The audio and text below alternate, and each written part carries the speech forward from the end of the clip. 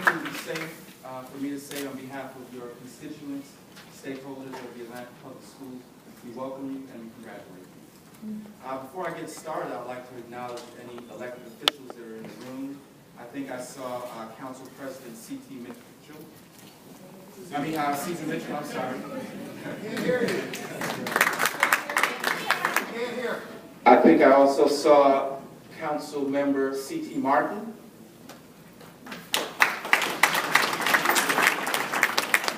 I saw Representative Alicia Morgan. Fulton County Representative Rob Pitts. Are there any more elected officials? Mayor Norwood! Ms. Norwood and Ms. Smith, how are you? And Natalie Archibald. We thank you for your presence.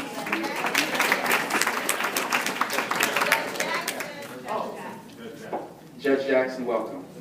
Before I get started, I'd also like to take this opportunity to acknowledge our former board members that are here from our immediate past board. Mr. Emmett Johnson, our longest running board member, 16 consecutive years.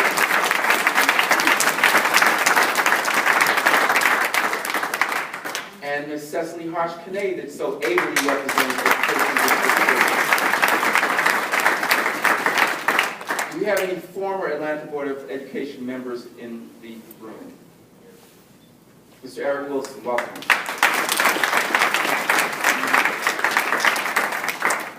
Before the actual swearing in, which will be administered by the Honorable Judge Melvin Westmoreland, Senior Judge in the Superior Courts of Georgia, I'd like to ask Fulton County Superior Court Judge, the Honorable Kimberly Esmond Adams, to come forward and provide brief remarks. Judge Adams.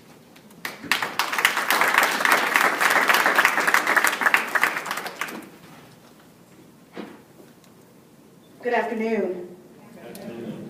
Good afternoon. My remarks are brief, but I know that you'll be standing throughout, so I'll try to make them through as quickly as possible. I received my elementary and junior high education in the Davidson County Public School System in Nashville, Tennessee.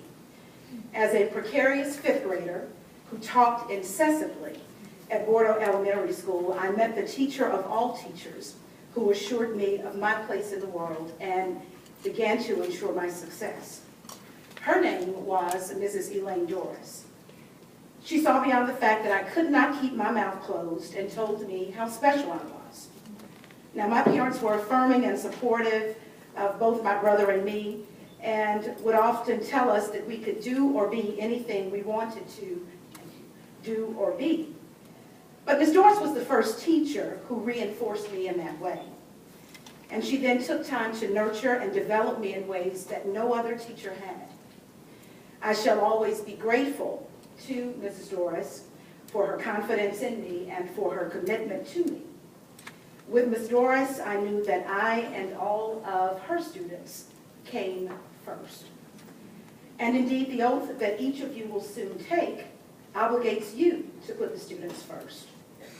The theme that you have endorsed, bold leadership, student-driven community focus, requires you to put the students first. The citizens of the city of Atlanta who elected you expect you to put the students first. And your conscience and duty should compel you to put the students first. Simply put, your service on the Atlanta Public Schools Board of Education is not about any of you individually or collectively. Your service is about our children and what is in their best interest. So as you meet and deliberate about ways that you will ensure our children always come first, here are a few considerations I would humbly submit should inform your service. First, you must set aside all personal agendas and allegiances and focus with laser-beam precision on doing that which ensures the students who matriculate through the Atlanta Public School System are equipped for success, because that is what is in the best interest of our children. You must work tirelessly with a shared vision to rebuild a public school system that reflects the quality and character of our great city, its history and its leaders, so that we will continue to be a model in all areas of human endeavor, including education, because that is what is in the best interest of our children. You must consider the adoption of a curriculum based on national best practices that will ensure all of our students, from the brightest to those that require special attention and remediation, are cocooned in an environment designed to help them realize their dreams and prepare them for their futures in the same way that Mrs. Doris did for me, because that is what is in the best interest of our children. You must demonstrate unity and oneness of purpose by refraining from public spats, finger pointing, and disagreements, resulting in protracted, unproductive meetings, because we are watching. Our children are watching. And that is what is in the best interest of our children. You must identify and select a superintendent to lead the Atlanta public school system that is above reproach and who embraces and is committed to your theme, bold leadership, student-driven, community-focused, based on training, experience, leadership, and example, because that is what is in the best interest of our children. You must support the teachers who step into the classrooms of the elementary, middle, and high schools comprising the Atlanta public school system, and the administrators who oversee their work and other important functions by setting clear priorities and expectations for their work and holding them accountable, because that is what is in the best interest of our children. You must step out of the boardroom and into the classrooms so that you can observe the opportunities and challenges, the successes and failures of the pedagogical environment in order to ground the policy that you will set in a realism that reflects the experiences of our students, our teachers, and our administrators, because that is what is in the best interest of our children.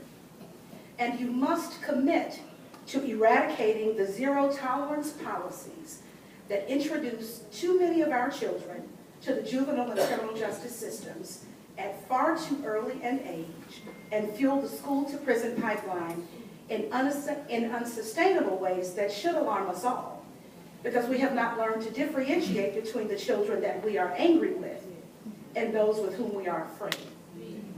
For surely there is a better way, and you must, because that is what is in the best interest of our children. And when you put and keep what is in the best interest of our children first, you can serve with the unmistakable clarity of purpose that the office you now hold, unlike any other, requires. Pablo Casals, a 20th century Spanish cellist and conductor, offered this insight about children. He said, "A child must know that he or she is a miracle, that since the beginning of the world, there hasn't been, and until the end of the world, there will not be another child like him, like her." May God bless each of you in your newly elected positions as members of the Atlanta Board of Education. May God bless our teachers and administrators of the Atlanta Public School System. And may God bless each and every one of our students who matriculate through the Atlanta Public Schools. The future of our children is in your capable hands. Thank you.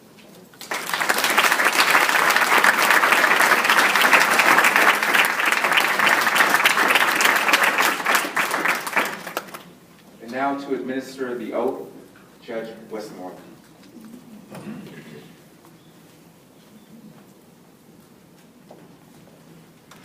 Thank you, Dr. Brown.